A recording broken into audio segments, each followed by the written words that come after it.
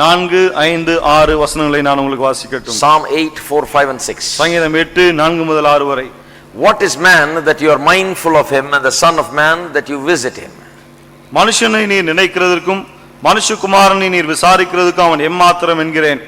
For you have made him a little lower than the angels, and you have crowned him with glory and honor. நீர் அவனை தேவதூதரிலும் சற்று சிறியவனாக்கினீர், மகிமையினாலும் கனத்தினாலும் அவனை முடிசூட்டினீர். You have made him to have dominion over the works of your hands. You have put all things under his feet. உம்முடைய கரத்தின் கிரியைகளின் மேல் நீர் அவனுக்கு ஆளுகை தந்து சகலத்தையும் அவனுடைய பாதங்களுக்கு கீழ்ப்படுத்தினீர். Tuesday nights we've been going through the great Bible doctrine series. செவ்வாய் இரவுகளிலே வேதத்தின் உபதேசங்களை தொடர் போதனைகளாக நாம் கொடுத்து வருகிறோம். We just completed the study of God the Father, Son and the Holy Spirit. பிதாவாகிய தேவன், குமாரனாகிய தேவன், பரிசுத்த ஆவியாகிய தேவன் இவளை குறித்து இப்பொழுதுதான் படித்து முடித்தோம். I think it is only very fitting to go into the doctrine of man right after we completed the doctrine of God. ஆகவே தேவனை குறித்த உபதேசத்தை படித்து முடித்த பிறகு மனிதனை குறித்த உபதேசத்தை படிப்பது சரியான காரியம் என்று எண்ணுகிறேன். Because that's what the Bible is all about. ஏனென்றால் வேதம் அதை பற்றி தான் கூறுகிறது. It is about God and man. தேவனை குறித்தும் மனிதனை குறித்தும் கூறுகிறது. And that is the story we have in the Bible. அந்த கதை தான் வேதாகமத்தில் இருக்கிறது. And in studying the doctrine of man, I have titled this series of teaching as What is Man, based on this passage of scripture. மனிதனை குறித்த இந்த தொடர் போதனைக்கு மனிதன் எம்மாத்திரம் என்று இந்த வசனத்தில் இருக்கிறதே, அதன் அடிப்படையிலே நான் தலைப்பு கொடுத்திருக்கிறேன். What is man? மனிதன் எம்மாத்திரம். This is an age old question. இது காலாகாலமாய் இருந்து வருகிற ஒரு கேள்வி. If you want, you can try it. You can ask your neighbor, you can ask people that you know at your workplace or wherever. Ask them what they think about this question and what their answer is. இந்த கேள்வி குறித்து உங்கள் கூட வேலை செய்கிறவர்கள், பக்கத்து வீட்டுக்காரர்கள், யார் இடத்துல வேண்டுமானாலும் கேட்டு பாருங்கள். அவர்கள் என்ன பதில் சொல்லுகிறார்கள் என்பதை சற்று கவனியுங்கள். I think this is one way to start talking about the Lord. கர்த்தரை குறித்து பேசுவதற்கு இது ஒரு நல்ல வாய்ப்பு என்று கருதுகிறேன். Ask them what they think about what is man. மனிதன் எம்மாத்திரம் அல்லது மனிதன் என்னவா இருக்கிறான், இதை குறித்து அவர்களை கேட்டு பாருங்கள். You will hear some of the strangest ideas, concepts and views.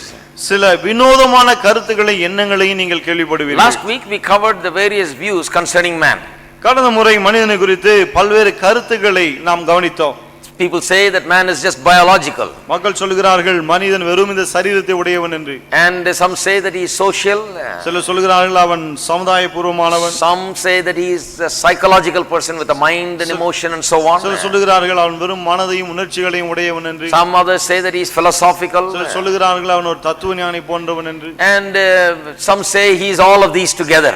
சிலர் சொல்கிறார்கள் மனிதன் இதெல்லாம் சேர்ந்து செய்யப்பட்ட ஒரு கலவை என்று. Even if you put all of those things together, I showed you that view is utterly inadequate about man. இவை எல்லாவற்றையும் சேர்த்து மனிதன் இப்படிப்பட்டவன் தான் என்று சொன்னாலும் மனிதன் என்னவா இருக்கிறான் என்று அந்த காரியங்கள் எல்லாம் விளக்க போதுமானதா இல்லை என்று சொன்னேன். True, there is something biological about man. மனிதன் சரீரத்தை உடையவன் என்பது உண்மைதான். There is something philosophical, psychological, social and so on about man. தத்துவஞானியை போல இருக்கிறான், அவனுக்கு மனம் இருக்கிறது, உணர்ச்சிகள் இருக்குது, இப்படிப்பட்ட காரியங்கள் இருக்குது உண்மைதான். But what is man? ஆனால் மனிதன் என்னவா இருக்கிறான்? You know, if this is all the world can tell us, they really don't understand man as he is. மனிதனை குறித்து உலகம் இவ்வளவுதான் சொல்லும் என்றால் பிறகு மனிதனை உலகம் புரிந்து கொள்ளவில்லை என்றுதான் அர்த்தம். The most learned people in this world can give us only that much.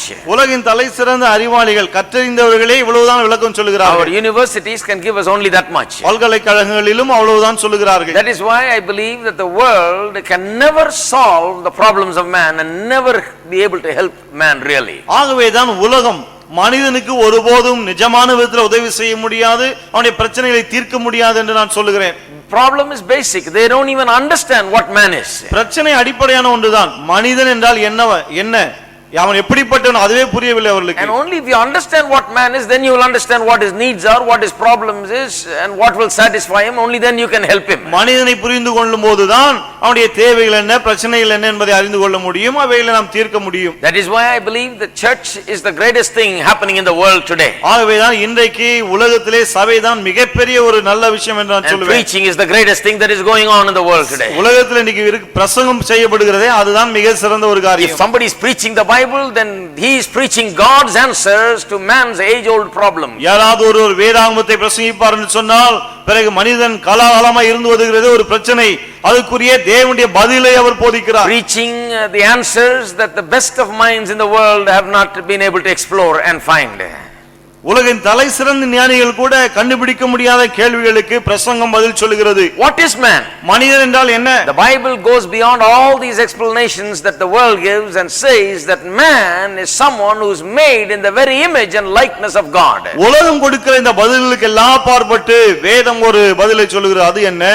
மனிதன் என்பவன் தேவனுடைய சாயலிலும் ரூபத்திலும் உண்டாக்கப்பட்டவனாயிருக்கிறான். This is the most important thing about man, yet this is the thing that the world does not know. மனிதனை குறித்து மிகவும் முக்கியமான விஷயமே இதுதான். ஆனால் இதைதான் உலகம் அறியாமல் இருக்கிறது. Man is made in the very image and likeness of God. மனிதன் தேவனுடைய சாயலிலே ரூபத்திலே உண்டாக்கப்பட்டவன். Now even though the Bible says that man is made in the image and likeness of God, மனிதன் தேவனுடைய சாயலிலே ரூபத்திலே உண்டாக்கப்பட்டவன் என்று வேதம் சொன்னாலும் we need to explain that a little bit. அதை நாம் சற்று விளக்க வேண்டியதா இருக்கிறது. I showed you last week itself that this is what the Bible says. கடந்த வாரமே உங்களுக்கு சொன்னேன் வேதம் இப்படி தான் சொல்லுகிறது என்று. But from this week onwards I am going to explain for a few weeks what this image and likeness of God is all about. இந்த வாரத்திலிருந்து ஒரு சில வாரங்களுக்கு சாயல் என்றால் என்ன, ரூபம் என்றால் என்ன என்பதை குறித்து நான் விளக்க விரும்புகிறேன். We're going to really get into this about what man really is, what is meant by the fact that he is made in the image and likeness of God. தேவனுடைய சாயலிலே ரூபத்திலே இருக்கிறோம் என்று சொல்லும்போது அதனுடைய உண்மையான அர்த்தம் என்ன என்பதை பார்க்க போகிறோம். Now this is very important for each one of us. இது நம் ஒவ்வொருவருக்கும் மிகவும் முக்கியம். Because only when we understand this we understand God's great plan and purpose for man. இதை நாம் புரிந்து கொள்ளும்போதுதான் மனிதனுக்கு தேவன் வைத்திருக்கிற அவருடைய மிகப்பெரிய நோக்கத்தையும் திட்டத்தையும் நாம் புரிந்து கொள்ள முடியும். I will tell you one thing, all of man's problem arise from basically two things. ஒரு காரியத்தை நான் சொல்ல விரும்புகிறேன். மனிதனுடைய எல்லா பிரச்சனைகளுக்கும் அடிப்படையாக ரெண்டு காரணங்கள் இருக்கிறது. One is a lack of true understanding about God. ஒன்று தேவனை குறித்த சரியான ஒரு அறிவு இல்லாதது. Another is the lack of true understanding about man himself. பிறகு மனிதன் தன்னை குறித்து சரியான விதத்திலே அறிந்து கொள்ளாமல் இருப்பது. So I think that is why this doctrine is very relevant and has great deal to do with us, our life and the enjoyment of our life in this world today. ஆகவேதான் இன்றைக்கு நாம் இந்த உலகத்திலே வாழ்கிற நம்முடைய வாழ்க்கை அனுபவிப்பது போன்ற காரியங்களுக்கு ஏற்ற ஒரு நல்ல உபதேசம் என்று நான் சொல்லுகிறேன். If you really understand what you are and who you are, why you are made this way, what your needs are, what is the purpose that God has made you for, then only you can really begin to live. நீங்கள் யார், எப்படிப்பட்டவர்கள், என்ன நோக்கத்தோடு திட்டத்தோடு தேவன் உங்களை உண்டாக்கினார், இவைகள் எல்லாம் நீங்கள் புரிந்து கொள்ள ஆரம்பிக்கும் போதுதான் உண்மையாகவே வாழ ஆரம்பிக்கிறீர்கள். More than that, it is very important, this doctrine is very important, because then only you will understand what sin has done to man and what salvation does to man. அது மட்டுமல்ல, அதற்கும் மேலாக மனிதனுக்கு பாவம் என்ன செய்தது, தேவன் ரட்சிப்பை கொடுத்த போது அது என்ன செய்தது என்பதை இந்த உபதேசத்தை புரிந்து கொள்ளும் போதுதான் புரிந்து கொள்வீர்கள். In other words, you will understand everything about Christian life only when you understand the doctrine of man thoroughly. அதாவது கிறிஸ்துவ போனில் எல்லாவற்றையும் மனிதனை குறித்த உபதேசத்தை நன்றாய் புரிந்து கொள்ளும் போது மட்டுமே நாம் புரிந்து கொள்ள முடியும். Otherwise we can talk about sin and man's condition and salvation, it will not make any sense. இல்லாவிட்டால் பாவத்தை குறித்து, ரட்சிப்பை குறித்து, மனித நிலைமை குறித்து நாம் என்னதான் பேசினாலும் புரியாது.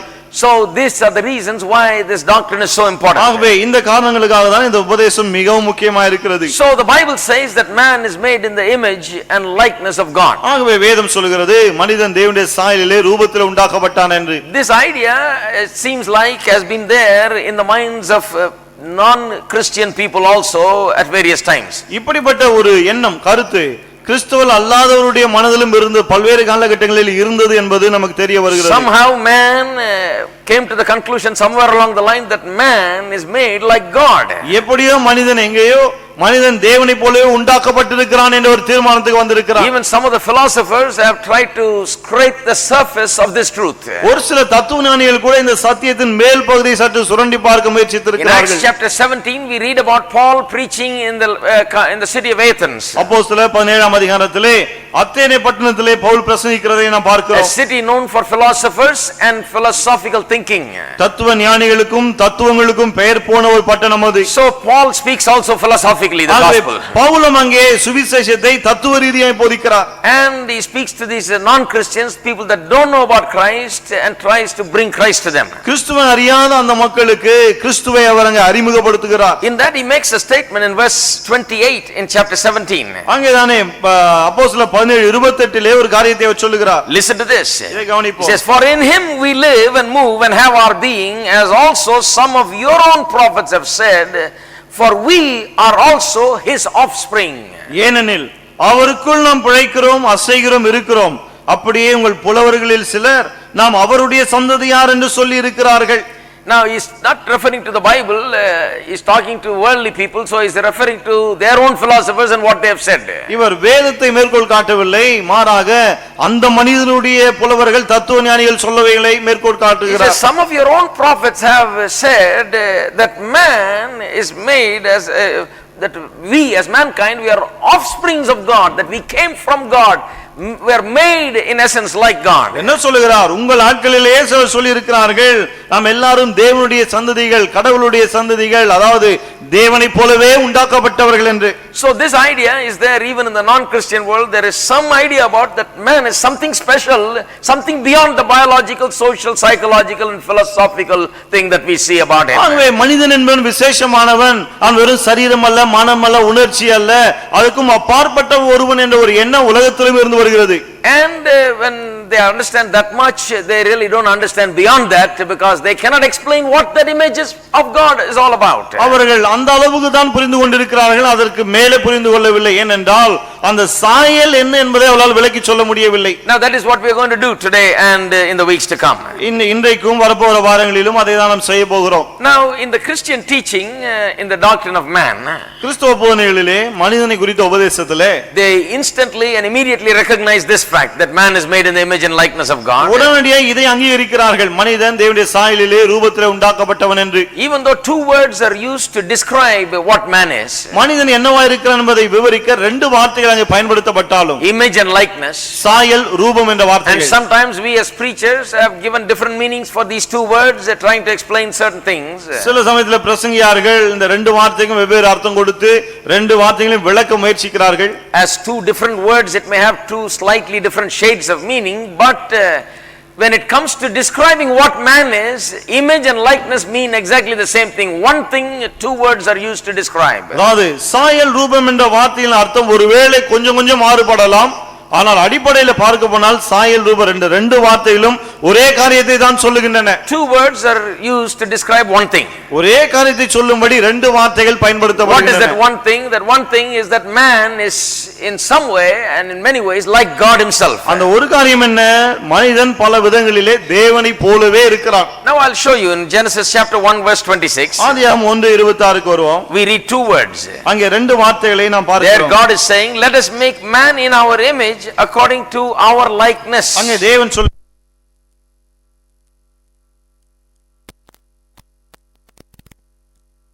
பயன்படுத்தப்படுகிறது. But you go to Genesis chapter 5 verse 1. ஆனால் ஆதியாகமம் 5:1க்கு சென்றால் It says in the last portion, it says that God made man in the likeness of God.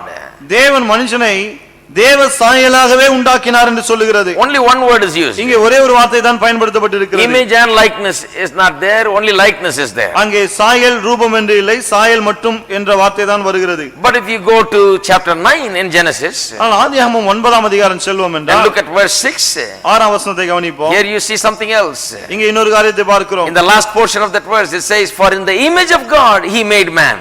இங்க வசனம் சொல்லுகிறது மனுஷன் தேவ சாயலில் உண்டாக்கப்பட்டபடியான் என்று. So even though Genesis 1:26 says that God made man in his own image and likeness, ஆதியாகமம் 1:26 தேவன் மனிதனை அவருடைய சாயலிலே ரூபத்திலே உண்டாக்கினார் என்று சொன்னாலும், later on when talking about how man was made and what man really is, the Bible sees it sufficient enough to talk about it either with the word image or with the word likeness. One word was sufficient to say both the things. மனுஷன் என்ன விதத்திலே எப்படியே உருவாக்கப்பட்டிருக்கிறான் என்பதை பிற்பாடு வேத பகுதிகள் கூறும்போது ஒன்று தேவ சாயலிலே என்று சொல்லுகிறது அல்லது ரூபத்தில் என்று சொல்லுகிறது, ஏதோ ஒரு வார்த்தையை தான் பயன்படுத்துகிறது. So there is not basically much of a difference between these two words. ஆக அடிப்படையிலே இந்த ரெண்டு வார்த்தைகளுக்கும் பெரிய வித்தியாசம் ஒன்றும் இல்லை. If you look at the New Testament also, it says the same thing. புதிய ஏற்பாட்டை வாசிக்கும் போதும் அது அப்படியே தான் சொல்லுகிறது. In 1 Corinthians chapter 11, 1 கொரிந்தியர் 11ஆம் அதிகாரம் and in verse 7, 7ஆம் வசனம், we read this about the image of God in man.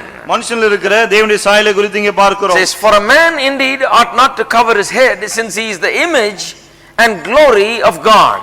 புருஷனானவன் தேவனுடைய சாயலும் மகிமையுமாய் இருக்கிறபடியால் தன் தலையை மூடிக்கொள்ள வேண்டுவதில்லை.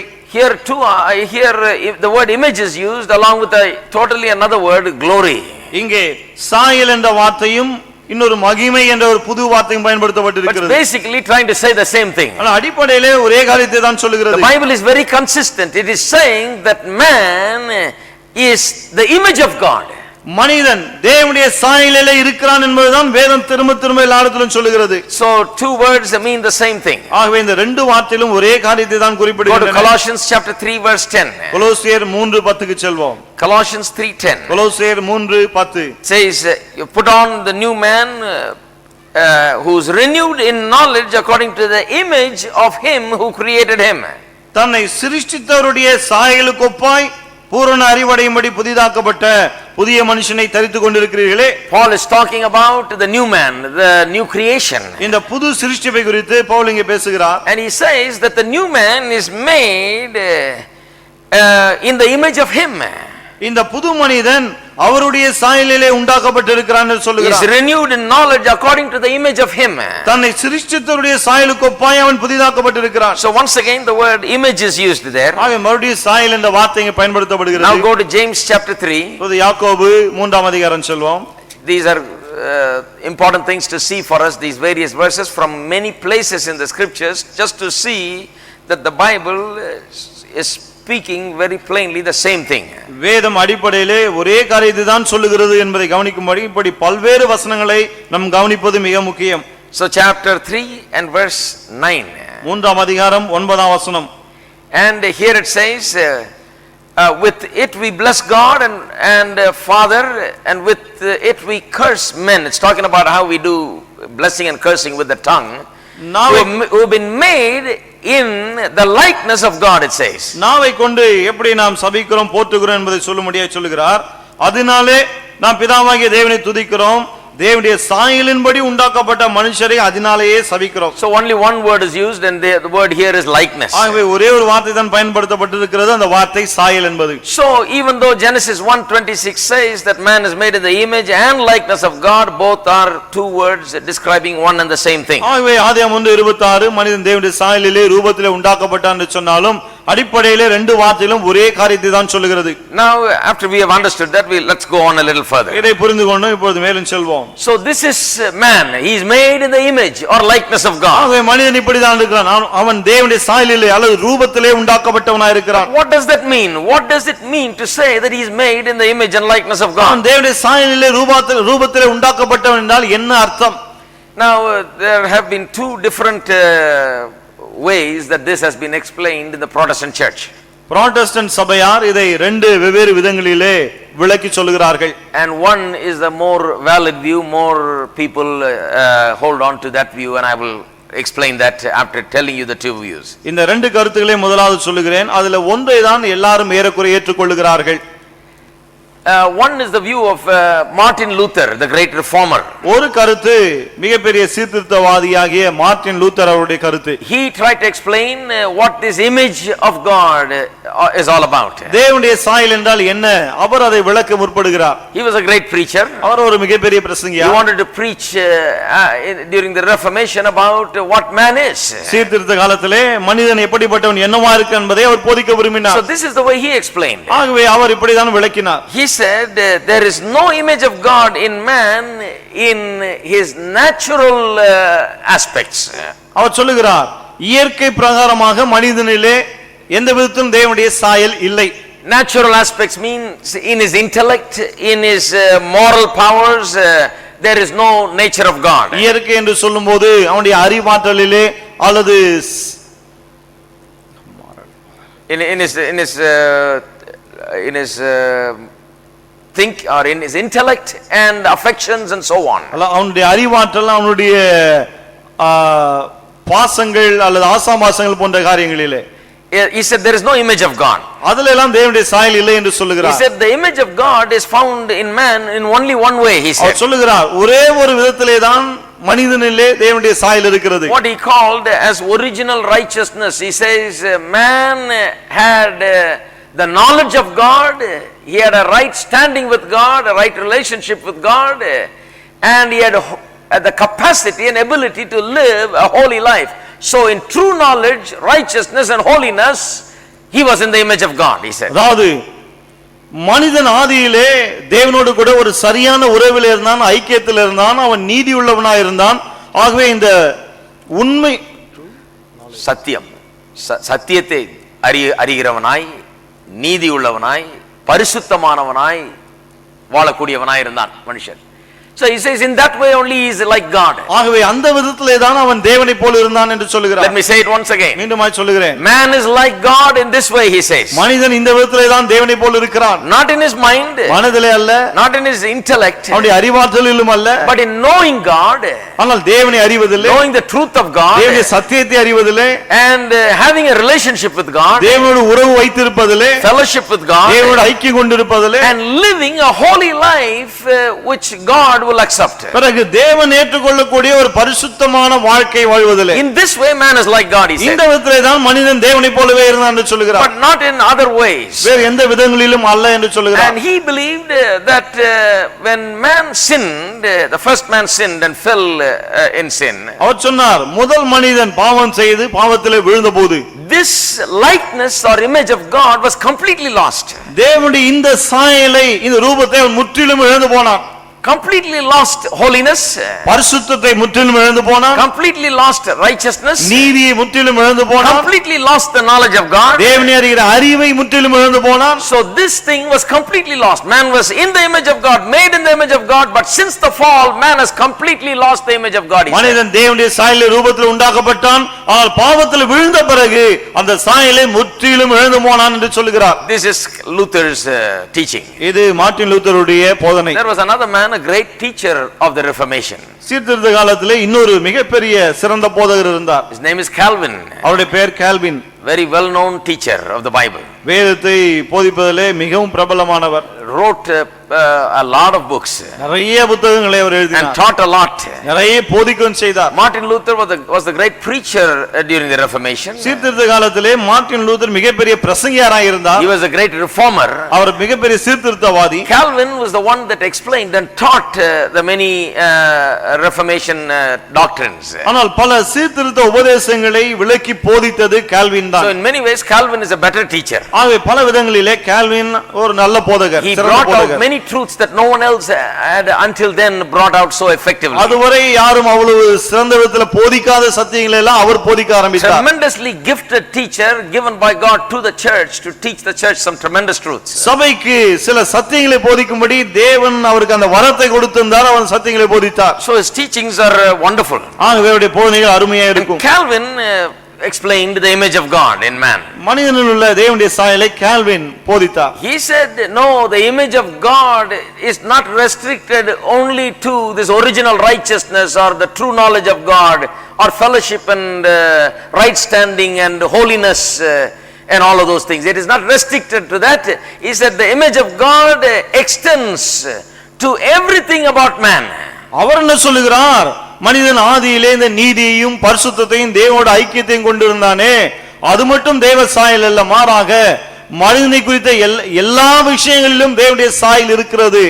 He said when God created man, தேவன் மனிதனை சிருஷ்டித்த போது even his intellectual ability and capacity was in the image of God. அவனுக்கு இருந்த அறிவுபூர்வமான அந்த ஆற்றல் கூட தேவனுடைய சாயல் தான். He said even his affections, his will and emotions were in the image of God. அவனுடைய ஆசைகள், பிறகு அவனுடைய சித்தம், அவனுடைய உணர்ச்சிகள் இதெல்லாம் கூட தேவனுடைய சாயல் தான் என்றார். Because even his affections, his desires were subjected and subordinated to reason, and reason was subordinated to God. ஏனென்றால் அவனுடைய ஆசைகள் அவனுடைய பகுத்தறிவுக்கு உட்பட்டு இருந்தது, அந்த பகுத்தறிவு தேவனுக்கு உட்பட்டு இருந்தது என்று அவர் சொன்னார். He says even the senses, the five senses were regulated properly. பிறகு இந்த ஐம்புலன்கள் இருக்கிறதே அவைகள் கூட ஒழுங்காக செயல்படுத்தப்பட்டன என்று சொல்கிறார். It was just used to know the world. இந்த உலகத்தை அறியும்படி இவைகள் பயன்படுத்தப்பட்டன. But man through his spirit knew God. ஆனால் மனிதன் தன் ஆவியின் மூலமாய் தேவனை அறிந்திருந்தான். So the senses were working properly. It was not ruling over man, but it was functioning in a proper way. ஆகவே இந்த புலன்கள் எல்லாம் மனிதனை ஆளவில்லை, மாறாக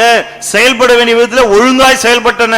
And man, if you asked him, the first man would say everything that I have came from God. ஆகவே ஆதி மனிதனை கேட்டால் அவன் சொல்வான், அந்த முதல் மனிதன் சொல்வான், எனக்கு இருக்கிற எல்லாமே தேவனிடத்திலிருந்து வந்தது என்று. This is what Calvin said. Calvin இதைதான் சொன்னார். If you asked Adam, Adam will say my brain came from God, my affections came from God, my will is subject to God, everything is godly about me, everything has the image and likeness of God. ஆதாமை கேட்டால் அவன் சொல்வான், எனக்கு இந்த மூளை கர்த்தர் கொடுத்தது, இந்த ஆசைகள் கர்த்தர் தந்தது, எனக்குள்ள சித்தம் கர்த்தர் தந்தது, எல்லாமே கர்த்தரிடத்திலிருந்து நான் பெற்றுக்கொண்டேன் என்று.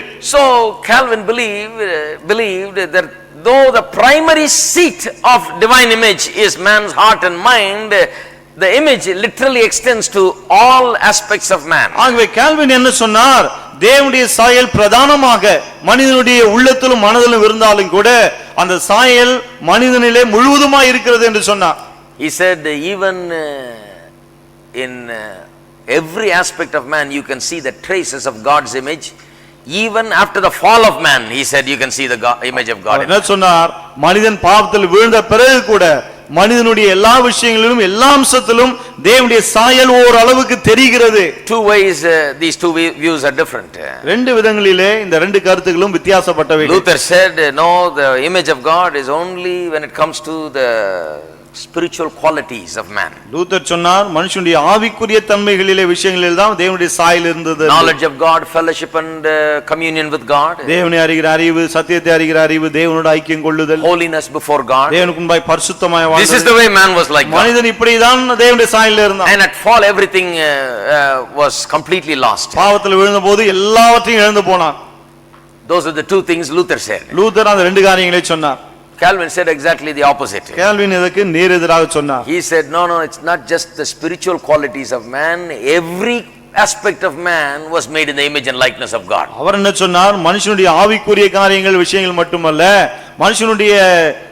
மனுஷன் சகல விதத்திலும் எல்லா விதத்திலும் தேவனுடைய சாயலை பெற்றிருந்தான் என்றார். Even though in his spiritual qualities he completely lost the image and likeness of God, in all other aspects man still retains some traces of God's image in himself. ஆவிக்குரிய விஷயங்களிலே மனிதன் தேவனுடைய சாயலை ரூபத்தை இழந்து போனாலும் மற்ற எல்லா விதங்களிலும் தேவனுடைய சாயலும் ரூபமும் இன்னமும் ஓரளவுக்கு தெரிகிறது என்று சொல்கிறார். Even in the fallen sinful man, an ungodly person today, Calvin believed you can see God's image. பாவத்தில் விழுந்து போயிருக்கிற தேவ பக்தியற்ற ஒரு மனுஷனிடத்திலும் கால்வின் சொல்லுகிறார், இன்றைக்கும் தேவனுடைய சாயல் ஓரளவு தெரிகிறது. Now this Calvin's teaching has become the most accepted teaching in the Christian Protestant church. கால்வினுடைய இந்த போதனை தான் புராட்டஸ்டன்ட் சபையார் எல்லாரும் பெரும்பான்மையாக ஏற்றுக்கொண்டிருக்கிறார்கள். Because this is what the Bible teaches and I will show you in 6 steps right now. ஏனென்றால் வேதம் இப்படி தான் போதிக்கிறது. 6 காரியங்களாக நான் இதை உங்களுக்கு விளக்கி சொல்லுகிறேன். I will explain to you what this teaching says. இந்த போதனை என்ன சொல்லுகிறது என்பதை நான் உங்களுக்கு விளக்குகிறேன். And it is truly a biblical teaching. It comes as a result of looking into the scriptures. இது மெய்யாகவே வேதத்துள்ள போதனை, வேத வாக்கியங்களை பார்க்கும்போது அது நமக்கு புரியும். Let me say it once again. மீண்டுமாய் சொல்லுகிறேன். Man is made in the image and likeness of God. மனிதன் தேவனுடைய சாயலிலே ரூபத்திலே உண்டாக்கப்பட்டவன். It means not only spiritually but in every aspect he is like God. அதோட அர்த்தம் என்ன? ஆவிக்குரிய பிரகாரம் மட்டுமல்ல, எல்லா விதத்திலும் அவன் தேவ சாயலாய் உண்டாக்கப்பட்டவன். When he fell into sin spiritually he became lost. அவன் பாவத்திலே விழுந்தபோது ஆவிக்குரிய பிரகாரம் காணாமல் போனான். Lost communion, தேவனோடு இருந்த ஐக்கியத்தையும் உறவை இழந்து போனான். and lost the holiness, பரிசுத்தத்தை இழந்து போனான். and lost the true knowledge of God. தேவனை குறித்த மெய்யான அறிவை இழந்து போனான். In that way he was completely and utterly lost. அந்த விதத்திலே அவன் முற்றிலும் காணாமல் போய்விட்டான். But in many other aspects he still retains some traces of God's image in other aspects. ஆனால் இன்னும் பல விஷயங்களிலே அவன் இன்னமும் தேவனுடைய சாயலின் ரூபத்தை ஓரளவு பெற்றிருக்கிறான். In some way it has been disturbed and impacted by sin, but still you can see traces, he believed. அந்த தேவ சாயல் பெருமளவு இந்த பாவத்தினாலே பாதிக்கப்பட்டிருந்தாலும் அந்த சாயலை நாம் ஓரளவுக்கு இன்னமும் இந்த மனிதனிலே பார்க்க முடிகிறது என்றார். Let's look at it now. இதை இப்ப கவனிப்போம். I want to say put before you 6 things. 6 காரியங்களை நான் உங்களுக்கு சொல்ல விரும்புகிறேன். One by one and it will explain this wonderful thing to you. ஒவ்வொன்றாய் நான் அவைகளை உங்களுக்கு முன்பாய் வைக்கிறேன். இந்த காரியத்தை அவைகளே உங்களுக்கு விளக்கும். You know, when you understand this, you will have the highest opinion about yourself and mankind. இதை நீங்கள் புரிந்து கொள்ளும்போது உங்களை குறித்தும் மனு வர்க்கத்தை குறித்தும் மிக உயர்ந்த மேன்மையான எண்ணம் உங்களுக்கு உண்டாகும். The first thing is this. முதல் காரியம் இதுதான். That man not only bears the image of God. This teaching of Calvin means that man not only bears the image of God upon himself, he is the very image of God. இந்த Calvin போதனை என்ன சொல்கிறது? மனிதன் தேவனுடைய சாயலை உடையவனா இருக்கிறான் என்பது மட்டுமல்ல, அவனே தேவ சாயலா இருக்கிறான். அவன் சாயலாகவே இருக்கிறான். சாயலை உடையவனா இருக்கிறான் இல்ல, சாயலாகவே இருக்கிறான். There is a difference between the two. சாயலை உடையவனா இருப்பதற்கும் சாயலாகவே இருப்பதற்கும் வித்தியாசம் இருக்கிறது. You see, he is saying that man does not possess some likeness to God. He is just a copy of God. He is just a replica of God. Whatever God is, he is a copy. God is the original, man is the copy, he said. மனிதன் ஏதோ ஒரு விதத்திலே சாயலா இருக்கின்ற அவர் சொல்லவில்லை, மாறாக தேவன் எப்படி இருக்கிறாரோ அதே அச்சிலே மனிதன் இருக்கிறான் என்று சொல்லுகிறார். Turn with me to 1 Corinthians 11. 1 கொரிந்தியர் 11ஆம் அதிகாரம் செல்வோம். Let me read verse 7 which I just read just now. இப்போது வாசித்த 7ஆம் வசனத்தை நாம் வாசிப்போம். Notice the language that Paul uses. Pavul இங்கே பயன்படுத்துகிற வார்த்தையை கவனியுங்கள். Talking about man, he says he is the image and glory of God. He is the image and glory of God. அவர் சொல்லுகிறார், புருஷனானவன் தேவனுடைய சாயலும் மகிமையுமாய் இருக்கிறான். He doesn't just bear the image of God. He goes one step higher and explains man as one who is the very image of God. புருஷனானவன் தேவனுடைய சாயலை உடையவனாய் இருக்கிறான் என்று பவுல் சொல்லவில்லை, அதற்கு மேலே போய் தேவனுடைய சாயலாகவே இருக்கிறான் என்கிறார். I think as Christians we must get this right. கிறிஸ்தவர்களாகிய நாம் இதை சரியாய் புரிந்து கொள்ள வேண்டும். Even when you talk, you must talk right. நீங்கள் பேசும்போது கூட சரியா பேசணும். You must not say I have the image of God. தேவனுடைய சாயலை நான் பெற்றிருக்கிறேன் என்று சொல்லக்கூடாது. I am the image of God. நானே தேவனுடைய சாயல். The two things are vastly different really. இந்த ரெண்டு வார்த்தைகளுக்கு மிகப்பெரிய வித்தியாசம் இருக்கிறது. It will affect the whole thinking about yourself. உங்களை குறித்த சிந்தனையை இது பாதிக்கும் அதிகமாக. You don't have some likeness and some image of God. You are the likeness and you are the image of God. தேவனுடைய சாயலை ரூபத்தை ஏதோ கொஞ்சம் நீங்கள் பெற்றிருக்கிறீர்கள் என்று கிடையாது. நீங்களே தேவ சாயலாய் இருக்கிறீர்கள். You are not reflecting some of the image and some of the likeness of God. You are the very image of God. நீங்கள் ஏதோ கொஞ்சம் தேவ சாயலை பிரதிபலிக்கிறீர்கள் என்று கிடையாது. நீங்கள் தான் தேவ சாயல். When God made man, he wanted to make a being just like himself. தேவன் மனிதனை உண்டாக்க விரும்பினபோது தம்மை போலவே ஒருவனை உண்டாக்க விரும்பினார். He is God. அவர் தேவன். And he made man just like himself. அவர் தம்மை போலவே மனிதனை உண்டாக்கினார். How many of you get this? எத்தனை பேருக்கு இது புரியுது? If you truly understand that, இதை நீங்கள் உண்மையை புரிந்து கொண்டால், then I tell you spiritual life will automatically come. நான் சொல்லட்டும், ஆவிக்குரிய வாழ்க்கை தானாகவே வரும். How can a man who thinks that he is the very image of God go and do sins? நான் தேவ சாயலாகவே இருக்கிறேன் என்று எண்ணுகிற ஒரு மனுஷன் எப்படி போய் பாவம் செய்ய How முடியும்? can you stoop down to do things that are ungodly? தேவ பக்தியற்ற காரியங்களை செய்யும்படி எப்படி கேவலமான நிலைக்கு போக முடியும்? The Bible says that man simply does not bear the image of God. He is the image of God. மனிதன் தேவனுடைய சாயலை உடையவனாய் இருக்கிறான் என்று வேதம் சொல்லவில்லை, அவனே தேவ சாயலாய் இருக்கிறான் என்று சொல்லுகிறது. This is a great and mighty truth that Calvin has brought out. Calvin வெளிக்கொண்டு வந்த மிகப்பெரிய ஒரு சத்தியம் இதுதான். He is the image of God. அவன் தேவனுடைய சாயலாய் This இருக்கிறான். is the highest kind of explanation that can be given about man. மனிதனை குறித்து நாம் கொடுக்கக்கூடிய மிக உயர்ந்த ஒரு விளக்கமே இதுதான். Everybody lift up your hands and say, எல்லாரும் கரங்களை வைத்து சொல்லுங்க, I am the very image of God. நான் தேவ சாயலாகவே இருக்கிறேன். I am the very image of God. நான் தேவ சாயலாகவே இருக்கிறேன். God is the original. தேவன் தான் original, I am the copy. நான் அவருடைய பிரதி. Whatever God is, தேவன் என்னவா இருக்கிறாரோ that's what I am. நானும் அப்படிதான் இருக்கிறேன். Now listen once again, don't go and say I said that you are God. மறுபடியும் கவனிங்க, நீங்க எல்லாம் கடவுள் தேவன் என்று நான் சொன்னதா சொல்லிடாதீங்க. குழப்பத்தை ஏற்படுத்தாதீங்க. I am saying that God is original, you are the copy. நான் சொன்னேன் தேவன் தான் ஒரிஜினல், நீங்க எல்லாம் copy. That is exactly what psalmist says. சங்கீதக்காரனும் சரியா அதான் சொல்றான். What is man that you care about him? You have such a great deal to do with him that you visit him, he says. மனுஷனை நீர் வந்து பார்க்கிறீர், அவனை சந்திக்கிறீரே, அவன் எம்மாத்திரம் என்று அவன் கேட்கிறான். You have made him little lower not than angels but God, little lower than God. நீர் அவனை தேவதூதரை விட சற்று சிறியவன் என்று அவன் சொல்லவில்லை, தேவனை விட சற்று சிறியவனாய் உண்டாக்கி இருக்கிறீர். I explained to you that. நான் விளக்கி சொன்னேன் இல்லையா? So I am not saying you are God. ஆகவே நீங்க எல்லாம் தேவன் சொல்லல. I am saying you are just a little lower than God. நீங்கள் தேவனை விட கொஞ்சம் குறைவானவர்கள் என்று சொல்லுகிறேன். Better be sure about that. அத நிச்சயமா புரிஞ்சுங்க. I am saying God is original, you are copy. நான் சொல்லுவேன் தேவன் தான் ஒரிஜினல், நாம எல்லாம் நகல். You are just a little lower than God. தேவனை விட சற்று சிறியவர்கள் But you are far higher than any other creation in this whole universe. இந்த சர்வ லோகத்தில் இருக்கிற வேற எந்த எந்த படைப்பை காட்டிலும் நாம் மிக மிக மேலானவர்கள்.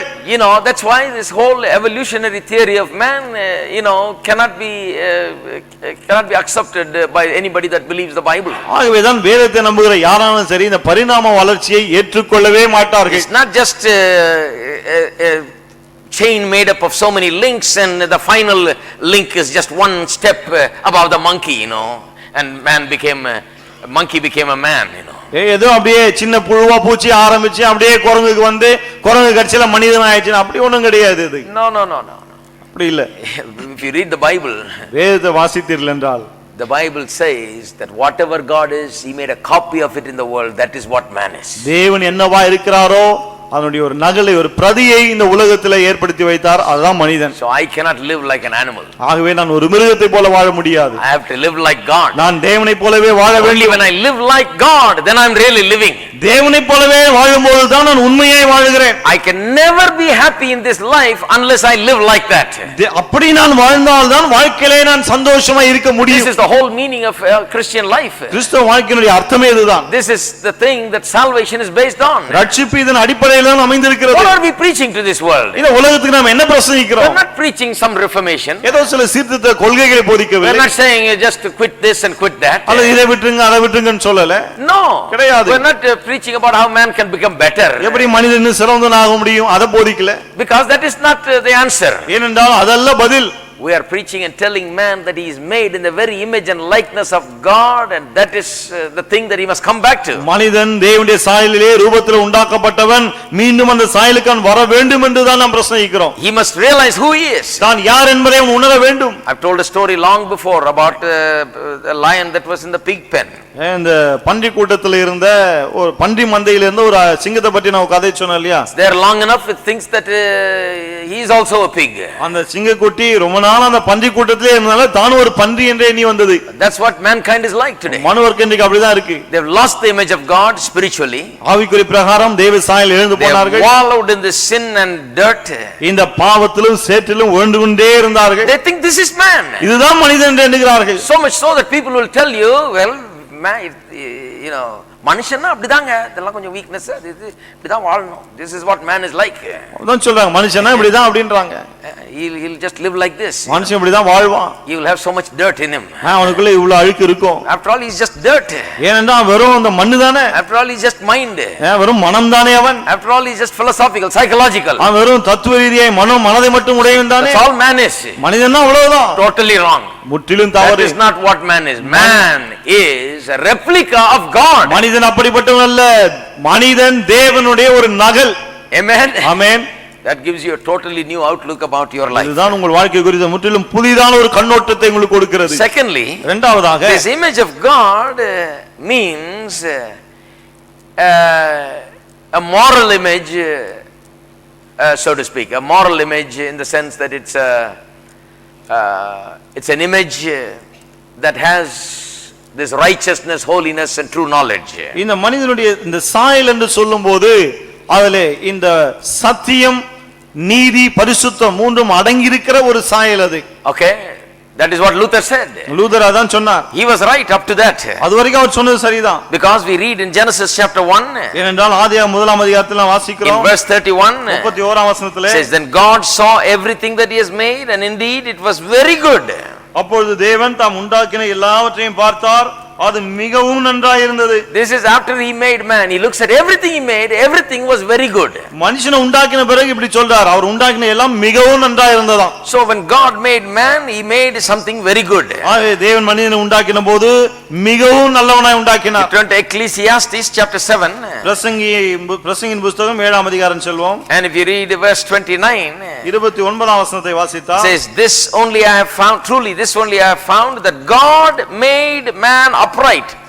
இதோ தேவன் மனுஷனை செம்மையானவனாக உண்டாக்கினார். That's how God originally made man. ஆதியிலே தேவன் மனிதனை இப்படிதான் உண்டாக்கினார். Originally he was made as very good, he was made as upright. ஆதியிலே மிகவும் நல்லவனாய் செம்மையானவனாய் உண்டாக்கப்பட்டான். And later on something happened that really spoiled this. ஏற்பாடு ஏதோ ஒன்று நடந்தது, இதையெல்லாம் நாசமாக்கிற்று. In the New Testament also we read the same thing. புதிய ஏற்பாட்டிலும் அதே காரியத்தை தான் பார்க்கிறோம். In those verses that I just pointed out to you in Colossians chapter 3 verse 10. Yeah, Colossians 3:10. கொலோசியர் 3:10 நான் சுட்டி காண்பித்தேனே அந்த வசனம். It says, you put on the new man who is renewed in knowledge according to the image of him who created him. தன்னை சிருஷ்டித்தவருடைய சாயலுக்கு ஒப்பாய் பூரண அறிவுடையும்படி புதிதாக்கப்பட்ட புதிய மனுஷனை தெரிந்து கொண்டிருக்கிறீர்களே. What is a new creation? What is a born again person? புது சிருஷ்டிப்பு, அது மறுபடியும் பிறந்தவன் என்றால் என்ன? He is a person who has now been renewed in the knowledge of God. அவன் இப்போது தேவனை அறிகிற அறிவிலே புதிதாக்கப்பட்டிருக்கிறான். Why does it say it like that? ஏன் அப்படி சொல்லி இருக்கிறது? Because as a sinner that image was lost. ஏனென்றால் பாவியா இருந்தபோது அந்த சாயல் கெட்டு போயிற்று. Originally he knew God. ஆதியிலே அவன் தேவனை The அறிந்திருந்தான். knowledge of God was there. தேவனை அறிகிற அறிவு அவனுக்கு இருந்தது. But then it was lost. பிறகு அதை இழந்து போனான். But in salvation he is renewed back to that knowledge that he originally had. ஆனால் ரட்சிக்கப்பட்ட போது ஆதியிலே என்ன அறிவு இருந்ததோ அதே அறிவு மீண்டும் அவனுக்கு கொடுக்கப்படுகிறது. Because that knowledge of God is the original image of God. ஏனென்றால் அந்த அறிவுதான் ஆதியிலே அவனுக்கு இருந்த தேவ சாயல். But then we read a little more about it in Ephesians chapter 4 verse 24. எபேசியர் 4:24 இதை குறித்து மேலும் நாம் வாசிக்கிறோம். Again Paul talking about the same thing, putting on the new man. மறுபடியும் இங்கே புது மனுஷனை தரித்துக் கொள்வது குறித்து தான் பவுல் சொல்லுகிறார். Putting on the new man means being a born again believer. புதிய மனுஷனை தரித்துக் கொள்வது என்று சொன்னால் Being a born again believer. மறுபடியும் பிறந்த விசுவாசியா இருப்பது. He says that you put on the new man which was created according to God in true righteousness and holiness.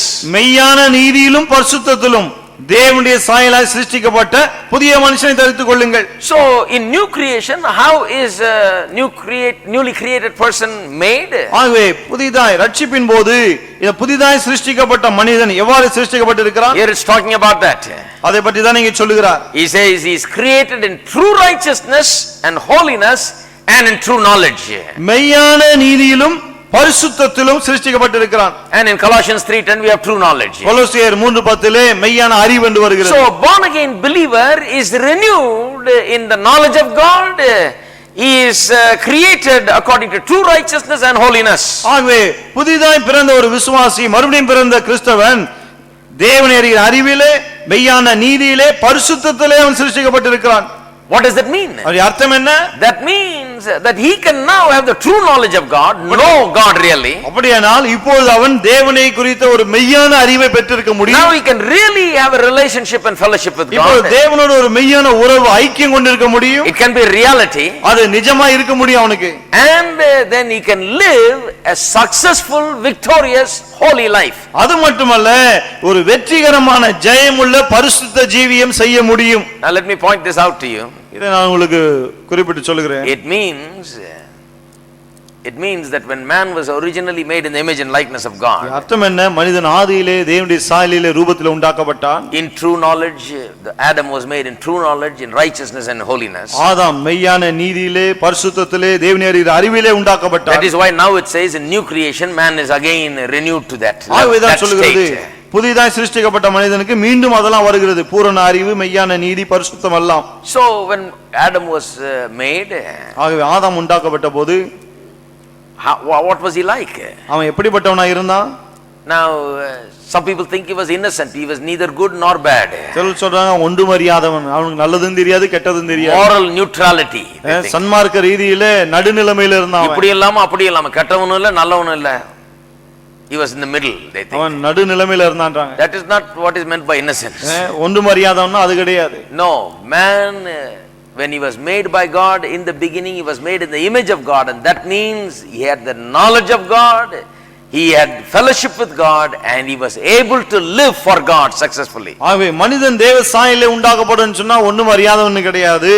அவன் தேவனை அறிகிற அறிவிலே, தேவனுடைய ஐக்கியத்திலே, பிறகு பரிசுத்தமுள்ள ஒரு ஜீவன் செய்யும்படி உண்டாக்கப்பட்டிருந்தான். He was able to do that. அவனால் அப்படி இருக்க முடிந்தது. He had a positive holiness. He was not neutral in terms of holiness. He was able to live a holy life. அதாவது பரிசுத்தம் என்று வரும்போது அவன் நடுநிலைமையில இல்ல, சரியா தவறான்னு தெரியாம அவன் பரிசுத்தமாய் வாழ முடிந்தது.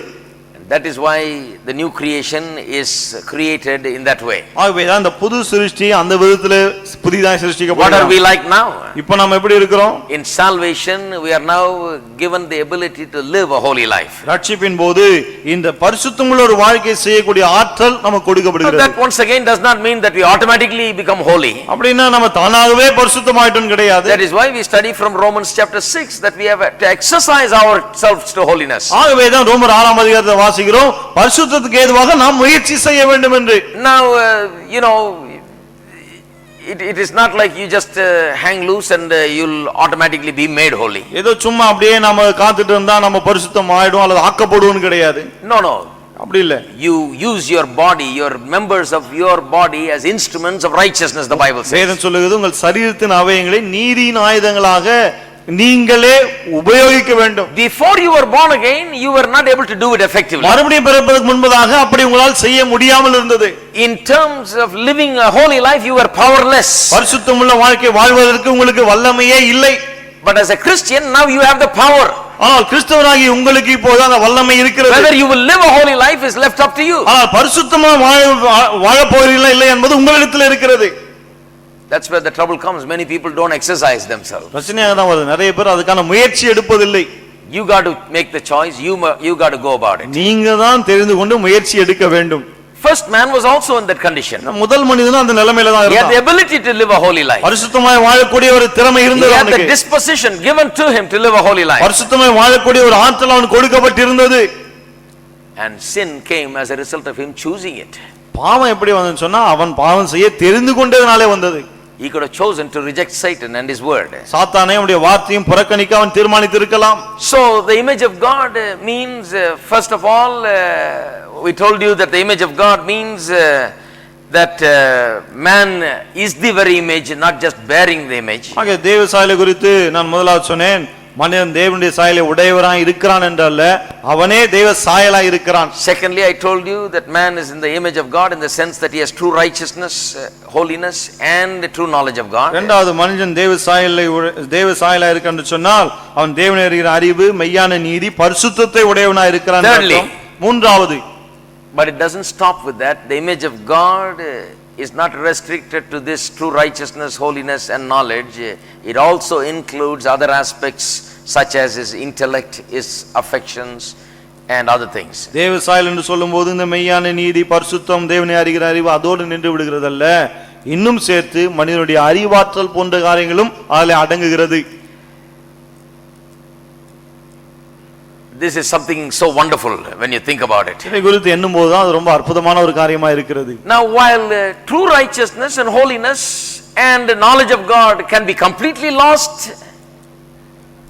while that can be completely lost, இந்த மெய்யான நீதி, பரிசுத்தம், தேவனை அறிகிற அறிவு இவையெல்லாம் முற்றிலும் எழுந்து போன, காணாமல் போன அந்த ஒரு நிலை ஏற்பட்டு இருக்கிறது. ஏற்படலாம் ஒரு மனுஷனுக்கு. Even if he loses all of true righteousness, holiness and completely loses the knowledge of God, man can still be man. அதாவது இந்த மெய்யான நீதி, பரிசுத்தம், தேவனை அறிகிற அறிவு இவை எல்லாவற்றையும் மனிதன் எழுந்து போனாலும் மனிதன் இன்னமும் மனிதனாக இருக்க முடியும். But if he loses all other abilities, he cannot still be a man that was made in the image of God. ஆனால் மற்ற காரியங்கள் எல்லாம் அவன் எழுந்து போனால் he cannot be man at all. மற்ற காரியங்கள் எல்லாம் எழுந்து போனால் பிறகு அவன் மனிதனாகவே இருக்க முடியாது. He completely loses his intellect, his emotion, his will and all of these things. மனிதன் தன்னுடைய அறிவையும் தன்னுடைய சித்தத்தையும் மற்ற காரியங்கள் எல்லாம் முற்றிலும் எழுந்து போனால் he cannot be man thereafter. அவன் பிறகு அவன் மனிதனாகவே இருக்க முடியாது. What is man? மனிதன் என்றால் என்ன? Man is a spirit. மனிதன் ஆவியாய் இருக்கிறான், having fellowship with God. தேவனோடு ஐக்கியம் கொண்டிருக்கிறான். He is also a soul, which means that he's got a mind, he's got will and he's got emotions. அவனுக்கு மனம் இருக்கிறது, அதாவது அவனுக்கு ஒரு ஆத்துமா இருக்கிறது, அதாவது மனம், அவனுடைய சித்தம் கொள்ளும் ஆற்றல், உணர்ச்சி கொள்ளும் ஆற்றல். And then he's got a body. பிறகு சரீரமும் அவனுக்கு இருக்கிறது. All of these things joined together make a man. இதெல்லாம் சேர்ந்து தான் மனிதனாய் இருக்கிறான். If his fellowship with God is completely lost, தேவனோடு அவனுக்குள்ள அந்த ஐக்கியத்தை அவன் முற்றிலுமாய் இழந்து போனாலும் he is spiritually lost. அவன் ஆவிக்குரிய பிரகாரமாய் காணாமல் போனவனாய் தான் இருக்கிறான். If he loses all other aspects, he cannot be a man at all. ஆனால் மற்ற எல்லா விஷயங்களையும் அவன் இழந்து போனால் பிறகு அவன் மனிதனாகவே இருக்க முடியாது. I hope you understand that. இது உங்களுக்கு புரியும் நான் நினைக்கிறேன். That is why even after the fall, irrespective of the spiritual condition of man, the Bible says that man is in the image of God, about the fallen man. ஆகவே தான் மனிதன் பாவத்தில் விழுந்து போன பிறகும் கூட விழுந்து போன மனிதனை குறித்து வேதம் சொல்லுகிறது அவன் தேவனுடைய சாயலை உடையவனாய் இருக்கிறான். In Genesis chapter 9 verse 6, which I read to you just a while ago. ஆதியாகமம் 9:6 கொஞ்ச நேரத்துக்கு முன்னாடி நான் வாசித்தேன் இல்லையா, அந்த வசனத்துல it literally says that God made man in his image. மனுஷன் தேவ சாயலில் உண்டாக்கப்பட்டபடியால் என்று சொல்லுகிறது. It's talking about mankind in general. அதாவது பொதுவாக மனு வர்க்கத்தை குறித்து சொல்லுகிறது. Particularly it's talking about man shedding man's blood. குறிப்பாக ஒரு மனுஷன் இன்னொரு மனுஷனுடைய ரத்தத்தை சிந்துவதை குறித்து சொல்லுகிறது. Surely it's not talking about believers. இது நிச்சயமா விசுவாசிகளை பற்றி சொல்லல. It's talking about murder. இது கொலைகாரனை பற்றி சொல்லுகிறது. One man taking the blood of the other. ஒருவன் இன்னொருடைய ரத்தத்தை சிந்துவதை பற்றி. He says that's terrible because man is in the image of God. God made him in his image. அப்படி ரத்தம் சிந்துவது பயங்கரமான காரியம். ஏனென்றால் மனுஷன் தேவனுடைய சாயலிலே உண்டாக்கப்பட்டிருக்கிறான். The crime of murder is enormous. It's too great. It is too it's a terrible thing because of this fact that man is in the image of God. Even if he is fallen, murder is bad because he is in the image of God and you are literally attacking the very image of God when you murder a person. கொலை குற்றம் என்பது பயங்கரமான ஒரு காரியம். மனிதன் பாவத்தில் விழுந்து போனாலும் அவன் இன்னும் தேவ சாயலா இருக்கிறபடினாலே தான் அந்த ஒரு குற்றம், அவனுடைய ரத்தத்தை சிந்துகிற அந்த குற்றம் மிகவும் பயங்கரமா இருக்கிறது. Even though in murder body is destroyed, கொலை செய்யப்படும் போது சரீரம் நாசமாகிறது, அழிக்கப்படுகிறது. Still it is considered a great crime because man is made in the image of God. He is the very image of God, and when you attack him and kill him, you are literally killing the very image of God. அப்படி இருந்தும் ஒரு மனிதன் கொலை செய்யப்படும் போது தேவனுடைய சாயல் அங்கே கொல்லப்படுகிறது. ஆகவே தான் அது மிகப்பெரிய குற்றமா இருக்கிறது. It's talking about a normal human being, not a saved person. சாதாரண ஒரு மனுஷனை பற்றி சொல்லுது, ரட்சிக்கப்பட்ட ஆளை பற்றி சொல்லல. And it says that he's made in the image of God. அவன் தேவனுடைய சாயலிலே உண்டாக்கப்பட்டான் என்று சொல்லுகிறது. He may be lost spiritually. ஆவிக்குரிய பிரகாரம் அவன் காணாமல் போய் இருக்கலாம். Still man must be respected in many ways because he is made in the likeness of God. ஆனாலும் பல விதங்களிலே மனிதனை மதிக்க வேண்டும். ஏனென்றால் அவன் தேவ சாயலிலே ரூபத்திலே உண்டாக்கப்பட்டிருக்கிறான். That is why all human injustices against man we see in this world are so totally against God because man was made in the image of God. When you desecrate man, when you come against man, when you treat man like dirt, when you put down man, when you ill-treat a person, you are literally attacking the very image of God. ஆகவே தான் இந்த உலகத்திலே இந்த அநீதிகளையும் கொடுமைகளையும் பார்க்கிறோமே, மனிதனை கேவலப்படுத்துவது, சமூக அநீதிகள், சமூக அநீதிகள், மனிதர்களை கேவலப்படுத்துவது, அசிங்கப்படுத்துவது போன்ற காரியெல்லாம் செய்கிறார்களே, அதெல்லாம் தேவ சாயலிலே உண்டாக்கப்பட்ட மனிதனை அப்படி செய்கிறதுனால தேவனையே அசிங்கப்படுத்துவது போல. God is not pleased with it. அதிலே தேவன் பிரியப்படுவதில்லை. Because man is made in the image of God. ஏனென்றால் மனிதன் தேவனுடைய சாயலிலே உண்டாக்கப்பட்டிருக்கிறான். His intellect, his emotion, his will, his body, everything is made in the image of God. அவனுடைய சரீரம், அவனுடைய அறிவாற்றல், அவனுடைய சித்தம், அவனுடைய உணர்ச்சிகள் எல்லாமே தேவனுடைய சாயலிலே ரூபத்திலே உண்டாக்கப்பட்டிருக்கிறது. Fourthly, நான்காவது, the image of God also means that says as God is a spirit, that man is also a spirit, and the spirituality of man makes him in the image of God. தேவன் ஆவியா இருக்கிறது போல மனிதனும் ஆவியா இருக்கிறான். இந்த விஷயத்திலே மனிதன் தேவ சாயலா இருக்கிறான். Man is not just a body. மனுஷன் வெறும் சரீரம் அல்ல, he has a body. அவனுக்கு ஒரு சரீரம் இருக்கிறது. He is not just a mind, he has a mind. அவன் வெறும் மனம் அல்ல, அவனுக்கு ஒரு மனம் இருக்கிறது. But what is man? ஆனால் மனிதன் என்றால் என்ன? Just as God is a spirit, he is a spirit. தேவன் ஆவியா இருக்கிறது போல மனிதனும் ஆவியா இருக்கிறான். Man is a spirit who has a mind and lives in a body. மனிதன் ஆவியா இருக்கிறான், அவன் ஒரு மனதை உடையவனா இருக்கிறான், ஒரு சரீரத்திலே வாழுகிறான். So since man is spirit, he is a spirit being, he is a spiritual being, and therefore he is just like God. ஆகவே மனிதன் ஆவியை உடையவனா இருக்கிறபடியினாலே அவன் அந்த விதத்திலே தேவனை போலவே இருக்கிறான். Now what about the body? சரீரத்தை பற்றி என்ன? You might say, well, he is not like God because God doesn't have a body. இந்த விஷயத்துல அவன் தேவனை போல இல்லை, ஏனென்றால் தேவனுக்கு சரீரம் இல்லை என்று நீங்கள் சொல்லலாம். But I believe that still he is in the image of God. ஆனாலும் அவன் இன்னமும் தேவ சாயலில் இருக்கிறான் என்று நான் நம்புகிறேன். Even in the body in some way he is in the image of God. சரீரத்திலும் ஏதோ ஒரு விதத்திலே அவன் தேவ சாயலில் இருக்கிறான். Because the body has been given to him to house his spirit and his soul. ஏனென்றால் மனிதனுடைய ஆவியும் ஆத்துமாவும் தங்குவதற்காக தான் அந்த சரீரம் அவனுக்கு கொடுக்கப்பட்டிருக்கிறது. The spirit and soul that is made in the image of God is going to be housed in the body. தேவன் சாயலிலே இருக்கிற அந்த ஆவியும் அந்த ஆத்துமாவும் இந்த சரீரத்திலே தான் தங்கி இருக்க போகிறது. It is made fit for the spirit and soul to inhabit. ஆவியும் ஆத்துமாவும் தங்குவதற்கு வசதியான ஒரு இடமாய் இது உண்டாக்கப்பட்டிருக்கிறது. That is why I believe that it is made in the image of God. ஆகவே தான் நான் நம்புகிறேன் அது தேவ சாயலிலே உண்டாக்கப்பட்டிருக்கிறது. That even the body must be respected. ஆகவே இந்த சரீரமும் மதிக்கப்பட வேண்டும். That is why God is interested in the body. ஆகவேதான் தேவன் சரீரத்தில் ஆர்வம் காட்டுகிறார். That is why there is going to be a redemption of the body. ஆகவேதான் சரீர மீட்பு ஒன்று உண்டாக போகிறது. That is why this body is not going to be completely lost. This body is going to be renewed and be given a spiritual body. ஆகவேதான் இந்த சரீரத்தை நாம் முற்றிலும் இழக்க போவதில்லை.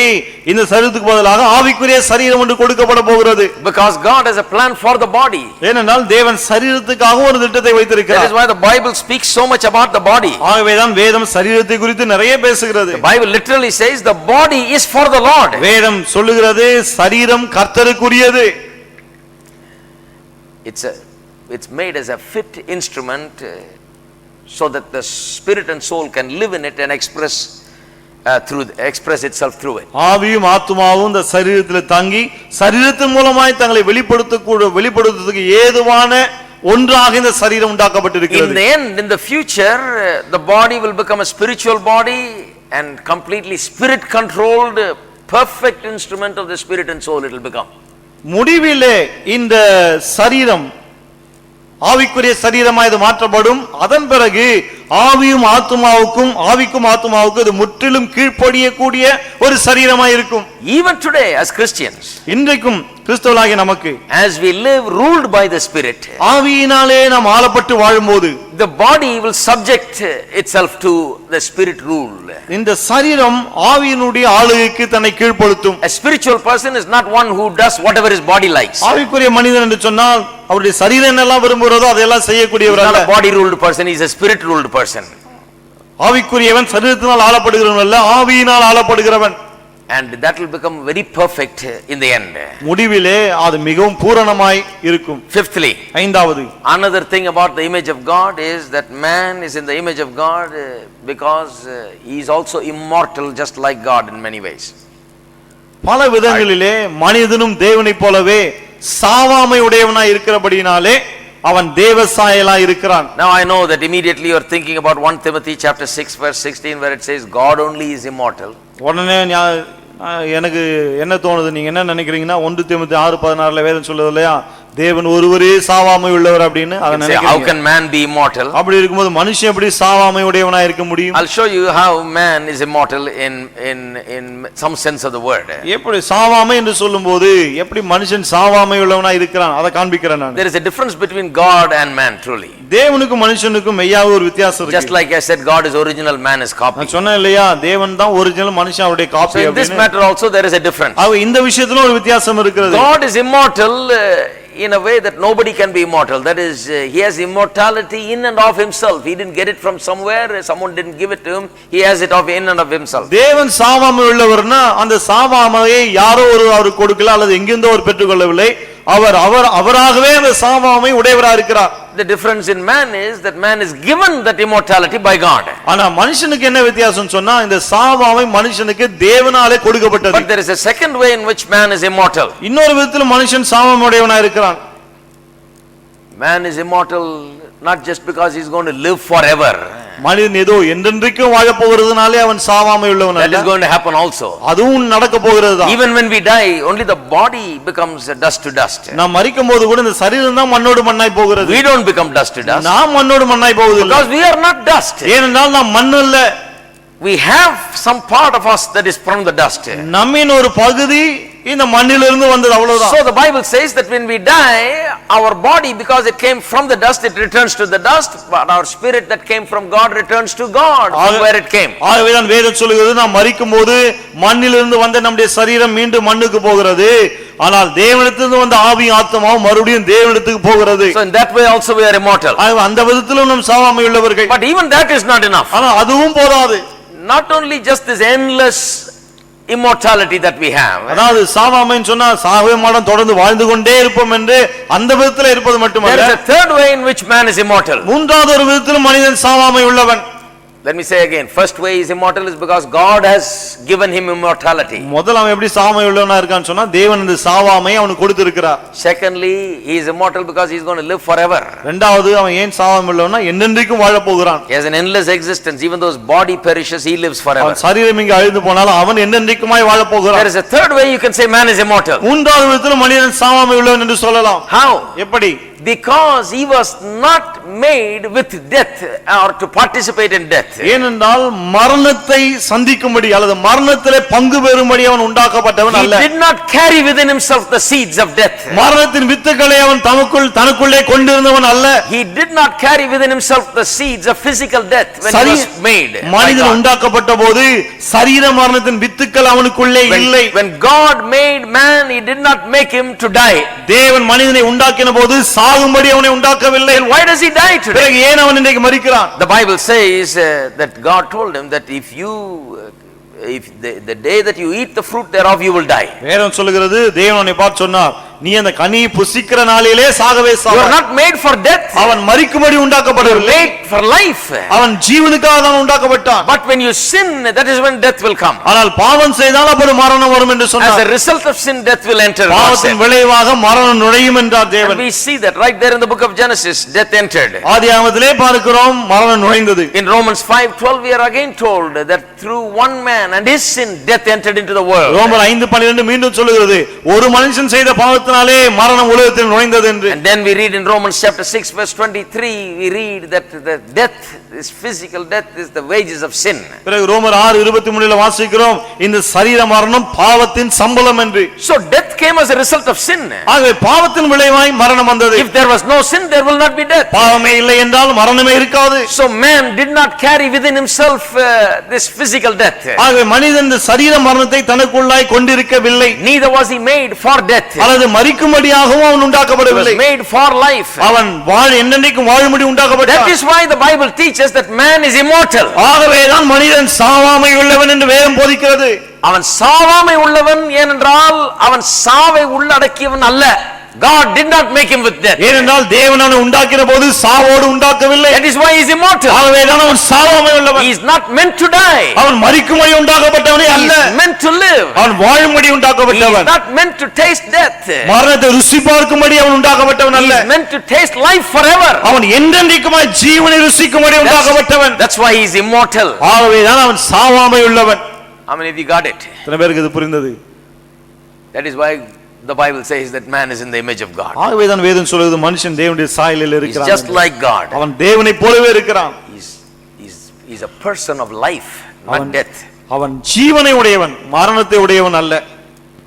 Then sixthly and finally, ஆறாவதாக there is one more thing that makes man just like God or the very image of God. இன்னும் ஒரு காரியம் மனுஷனை தேவ சாயலாக இருக்கிறது ஏற்படுத்தி இருக்கிறது. That is man's dominion over all other creation. மற்ற எல்லா சிருஷ்டிகள் மீதும் சிருஷ்டிப்புகள் மீதும் மனிதனுக்கு இருக்கிற ஆளுகை. That is why in 1:26 Genesis 1:26 the verse reads like this. ஆதியாகமம் 1:26 அந்த வசனம் இப்படியாய் சொல்லுகிறது. It says, let us make man in our image according to our likeness. நமது சாயலாகவும் நமது ரூபத்தின்படியே மனுஷனை உண்டாக்குவோமாக. Then in the same single breath it says, let them have dominion over the fish of the sea, birds of the air, cattle, over all the earth, over every creeping thing that creeps on the earth. பிறகு அப்படியே தொடர்ந்து என்ன சொல்லுகிறது? அவள் சமுத்திரத்தின் மச்சங்களையும் ஆகாயத்து பறவைகளையும் மிருக ஜீவன்களையும் பூமி அனைத்தையும் பூமியின் மேல் ஒரு சகல பிராணிகளையும் ஆளக்கடவர்கள். Man is a ruling creature. மனிதன் ஆளக்கூடிய ஒருவன். He is a governing creature. அவன் தான் ஆளுகை செய்கிறவன். He is just like God. அவன் தேவனை போலவே இருக்கிறான். God is one who governs the whole thing.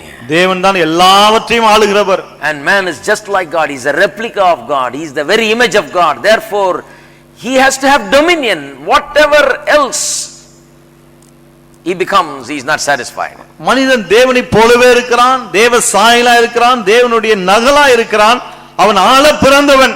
ஆகவே அவன் வேற எப்படி இருந்தாலும் அவன் தேவ சாயலில் இல்லை. Now you look at people, they are terribly unhappy. இப்போ மனிதர்களை பாருங்கள், சந்தோஷமே இல்லாம இருக்கிறாங்க. They are enslaved by so many things. பல காரியங்கள் அவர்களை அடிமைப்படுத்தி இருக்கிறது. They are slaves of this and that. இதற்கும் அதற்கும் அடிமையா இருக்கிறார்கள். Man is not happy when he is like that. அப்படி இருக்கும்போது மனுஷன் சந்தோஷமா இருக்க முடியாது. Man can only be happy when he lives just like God, dominating everything, including the sun, moon and the stars. All creation he must dominate. மனுஷன் எல்லா சிருஷ்டியையும் சூரிய சந்திர நட்சத்திரம் உட்பட எல்லாவற்றையும் ஆளுகை செய்கிறவனா இருக்க வேண்டும். Just think about it. கொஞ்சம் அதை யோசித்து பாருங்க. சூரியன் நில்லுனா நிக்கணும் மனுஷன். அன்னைக்கு தான் அவன் முழுமையா சந்தோஷமா இருக்க முடியும். Are you there? இருக்கீங்களா? Because that's why he's made. ஏன்னா That's how he's made. அதற்காக தான் He's உண்டாக்கப்பட்டான். made as the Lord over creation. சிருஷ்டிகள் மேல் அவன்தான் ஆண்டவனாய் He is உண்டாக்கப்பட்டான். to be like God. தேவனை போலவே இருக்க He வேண்டும். is not to live with his head down and shoulders stooped down. தலையை தொங்க போட்டுக்கொண்டு தோள்கள் தளர்ந்தவனாய் அவன் He வாழக்கூடாது. is not to be living with inferiority. தாழ்வு மனப்பான்மையோடு அவன் வாழக்கூடாது. Not to be living with complexes. அவன் பல்வேறு மனப்பான்மைகளை கொண்டவனாய் வாழக்கூடாது. He is not to put himself down, and he is not to put others down. அவன் தன்னையும் கேவலப்படுத்த கூடாது, அடுத்தவனையும் கேவலப்படுத்தி வாழக்கூடாது.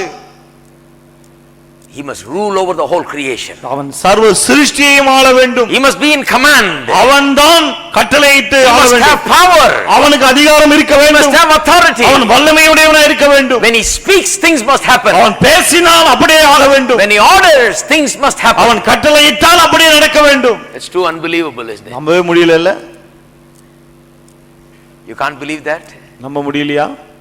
Sit up straight. கொஞ்சம் நிமிர்ந்து உட்காருங்க. கொஞ்சம் நல்லா நிமிர்ந்து உட்காருங்க. என்ன பிரதர்? என்ன பிரதர் இல்ல? Little gods, குட்டி தெய்வங்களே, just little less than God. தேவனை விட சற்று சிறியவர்களே, கொஞ்சம் தான் சிறியவர்கள், ரொம்ப இல்ல. Are you there? இருக்கீங்களா? This is the Bible teaching about man. இதுதான் மனிதனை குறித்து வேதம் போதிக்கிற போதனை. That is why I believe that when you teach the Bible, people will be built up, edified and lifted up. ஆகவேதான் என்ன நம்புகிறேன், உறுதியாய் வேதத்தை போதித்தாலே போதும் மக்கள் கட்டி எழுப்பப்படுவார்கள். The Bible tells me that I am not to be a slave of anything. வேதம் எனக்கு சொல்லுகிறது நான் எதற்கும் அடிமையா இருக்க வேண்டிய அவசியம் இல்லை. That is why I can't be a slave of alcohol, a slave of various habits or anything. ஆகவேதான் குடிப்பழக்கத்துக்கோ பல்வேறு பழக்க வழக்கங்களுக்கோ நான் அடிமையா இருக்க வேண்டிய அவசியம் I இல்லை. cannot be a slave of any sin. நான் எந்த பாவத்துக்கு அடிமையா இருக்க I cannot be தேவையில்லை. a slave of Satan. நான் பிசாசுக்கு அடிமையா இருக்க முடியாது. I cannot be a slave of anything. நான் எதற்கும் அடிமையா இருக்க I முடியாது. must be a master over everything. நான் தான் எல்லாவற்றின் மீது ஆண்டவனா இருக்க வேண்டும். That is why Bible preaches and teaches so much about spiritual authority. ஆகவேதான் ஆவிக்குரிய அதிகாரத்தை குறித்து வேதம் அந்த அளவுக்கு போதிக்கிறது. That's why the Bible, even when it talks about the new creation, Paul says in his epistle, he says, thanks be to God who always causes us to triumph. ஆகவேதான் புது சிருஷ்டியை குறித்து பேசும்போது பவுல் சொல்லுகிறார், எப்போதும் நம்மை வெற்றி சிறக்க பண்ணுகிற தேவனுக்கு ஸ்தோத்திரம் என்று. What is Christian life? கிறிஸ்தவ வாழ்க்கை என்றால் என்ன? It's triumphing. வெற்றி சிறக்கிற It வாழ்க்கை. is meeting the odds and the difficulties and the problems and the obstacles of this life and difficulties of this life and triumphantly overcoming those things. வாழ்க்கையின் பிரச்சனைகளையும் கஷ்டங்களையும் தடைகளையும் சந்தித்து அவைகளை வெற்றிகரமாய் ஜெயிப்பது. Amen. Amen. Because that's what you are made for. ஏனென்றால் அதற்காக தான் நீங்கள் உண்டாக்கப்பட்டிருக்கிறீர்கள். Well, I think that is enough for today. We'll continue next இன்னைக்கு அது week. போதும் நினைக்கிறேன். அடுத்த வாரம் தொடருவோம். Just think about these things. இந்த காரியங்களை கொஞ்சம் யோசித்து பாருங்கள். Let's all stand up together. நம்ம எல்லாரும் எழுந்திருப்போம்.